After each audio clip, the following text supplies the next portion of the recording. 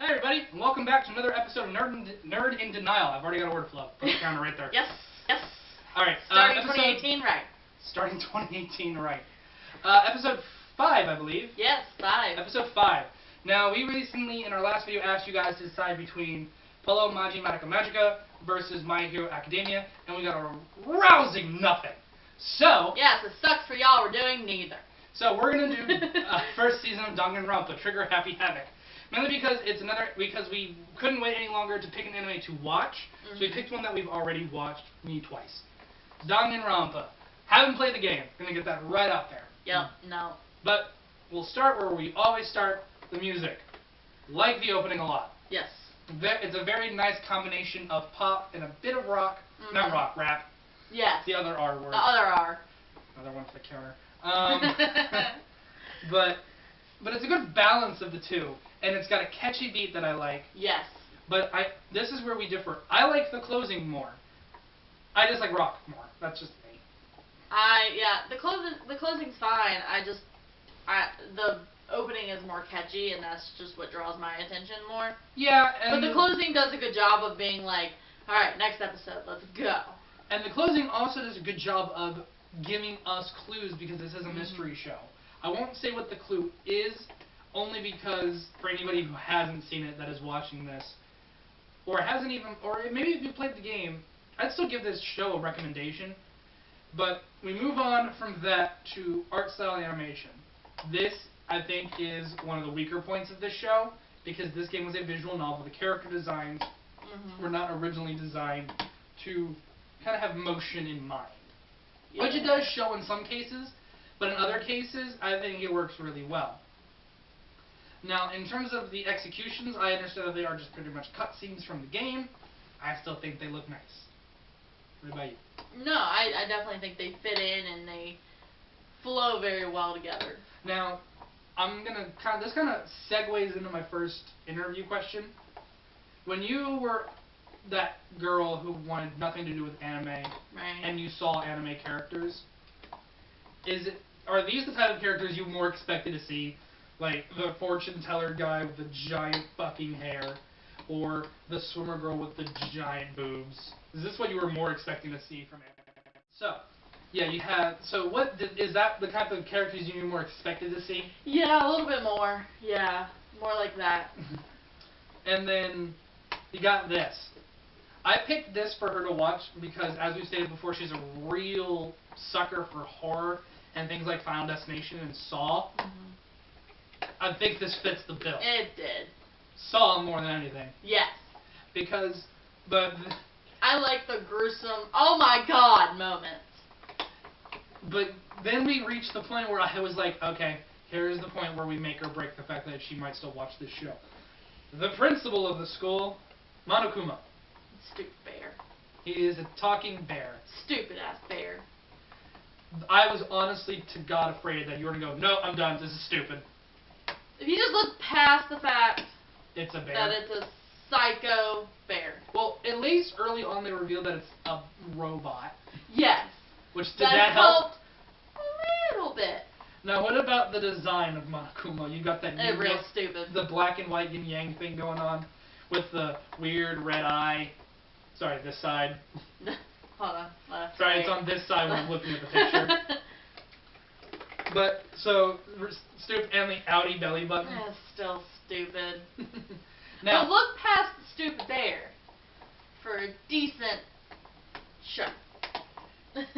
Now, in this show, we have an assortment of characters, and by an assortment I mean a fuck ton. Woo. We have, I'm going to apologize in advance.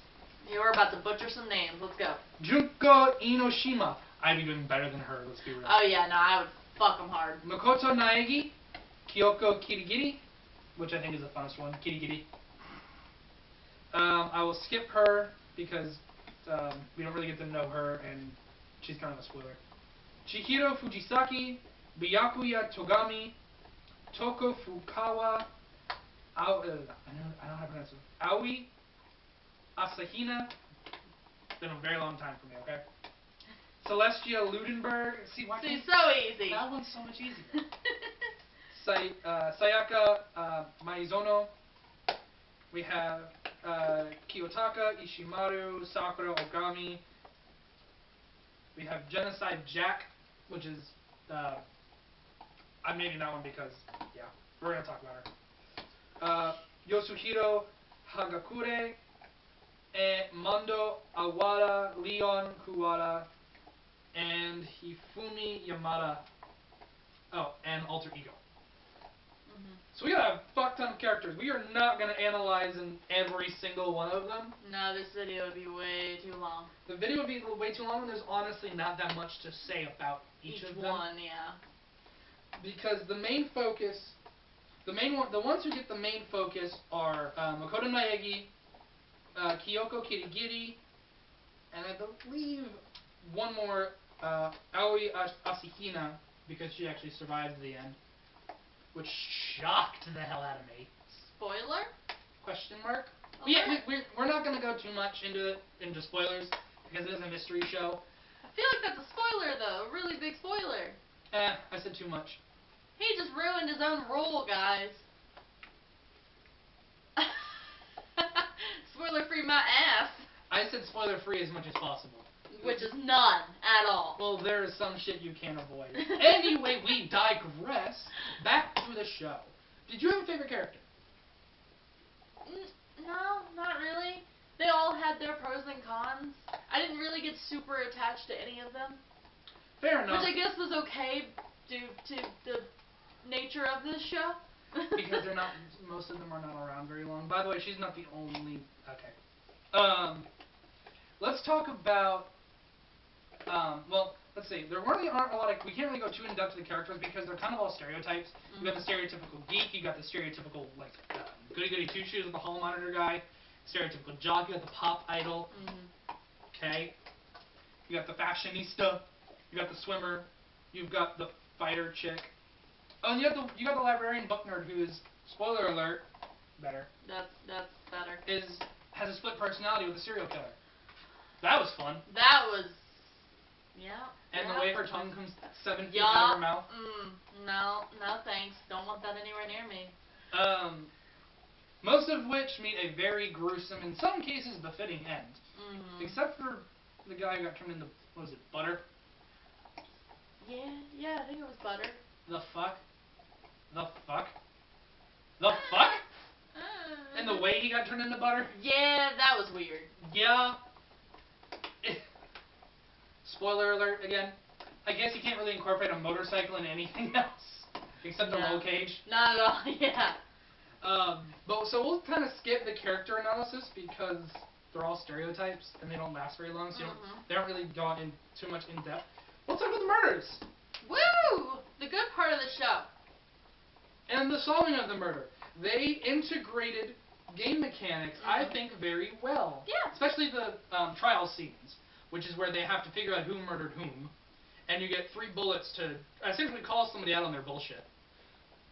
Whether it's intentional or not. Which I think is funny. Yeah. We watched the dub, because I can't get her to watch subs just yet, but we're getting there. Not yet. I kind of explained this to you before. In the sub, whenever he uses a bullet, it's the same sentence. I don't know what it is in Japanese, but it essentially says, no, you're wrong. Right. It's something Chigayo. In the dub, to make it work, he says something different every time almost. Just like, wait, that's not true, or no, you're right, no, this is actually out, but it all has the same effect, which works for me. And trigger Happy Havoc. You get truth bullets. Got it. There you go.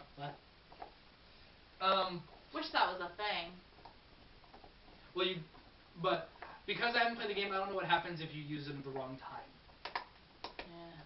Because this essentially is the perfect version of the game where you get everything right. Yeah, let us know what happens in the game. In the comments, we don't have the console. Even so let us know. Actually, I think we might be able to get it on Steam though. But it's a yeah, but we're not going to. It's a visual novel type game, so there's no dialogue, there's no voice acting, which is another thing. There's voice acting. There's definitely no voice acting for Makoto Naegi because he's the main character. So he's kind of supposed to be you. Yeah. Okay. So, which they do that again in another game that they turned into an anime, Persona 4: The Animation, which we will be watching and Yeah. reviewing because I enjoy that anime very much so. And I tried playing the game. I'm not really into turn by turn or however the fuck. Turn. Counter. Turn by turn combat system, like unless it's Pokemon. There we go. Anyway, He did it, guys. it's been a long holiday. 2018. Woo. But I thought this was a very well done adaptation because it is an adaptation. It is open ended because there are other games and there is more, and we kind of dwelled into that a bit when we heard that the second season was called Danganronpa 3. So we thought for some reason they skipped the second game. And then it got explained to us that that's not entirely true. But overall, I really, really enjoyed this show. I really enjoyed the characters. I really enjoyed the visual style of it. While yes, the animation isn't great during that like awkward time where it's not a part of the game, I still think it did well. I've definitely seen worse. Yeah, you can definitely see moments where it's weak and you're just like, but if you look past it, overall, I think it's still a fun story to tell. Extremely, yeah. I thought it had a lot of good twists, a lot of good turns, and I thought the mystery was fun. It kept you engaged, which was great. Like, for me, it was one of my more first ones. And it was definitely something that kept me engaged. And I didn't feel like I was missing anything because I hadn't played the game or anything like that. So that was good, too. And Lincoln wants to say Happy New Year. Our dogs are all up in this. Okay. But we're kind of keeping this one short and sweet. It was a 12, 13 episode show. We don't want to go too much into spoilers because it's a mystery and that kind of robs the fun of it. Yeah, you should definitely watch it. Definitely give it if you like mysteries like we do, definitely give it a try. The death scenes are great.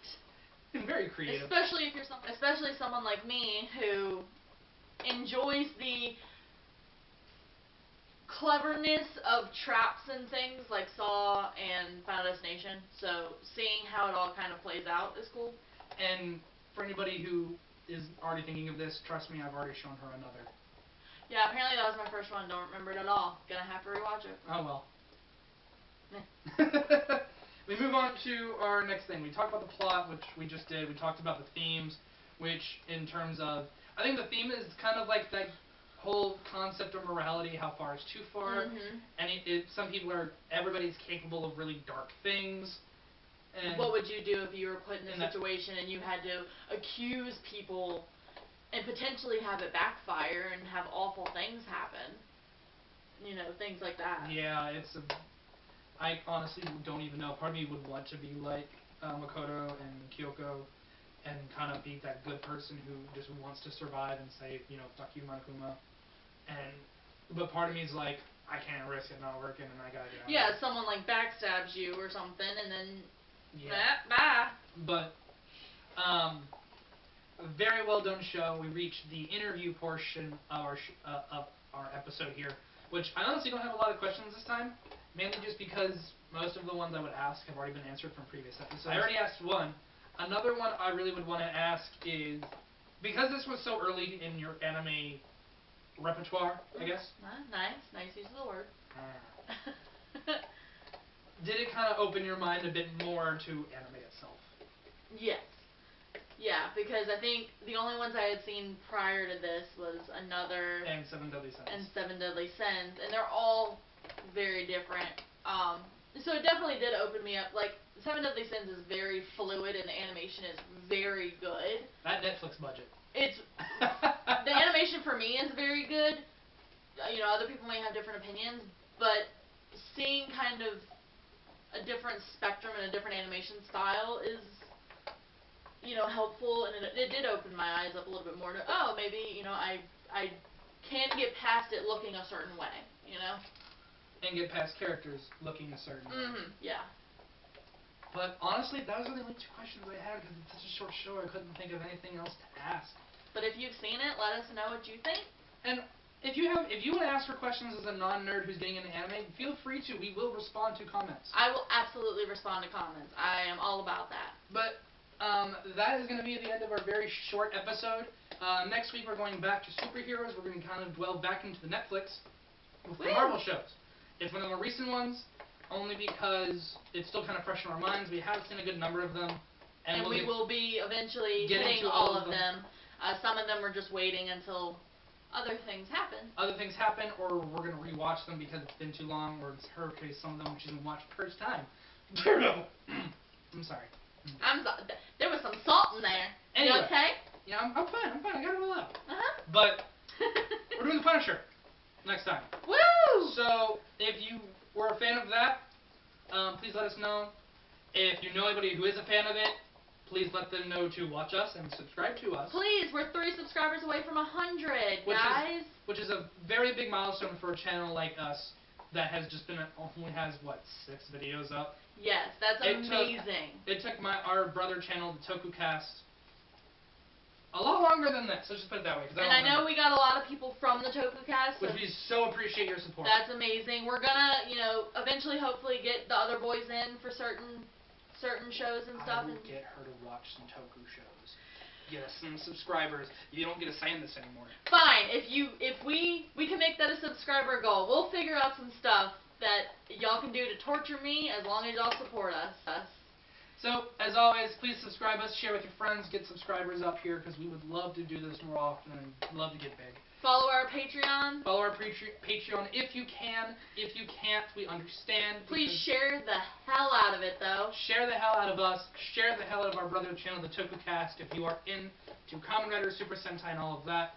And always, put your suggestions in the comments and see what we should torture her with next, because she is still a nerd in denial, and one day we will fix that.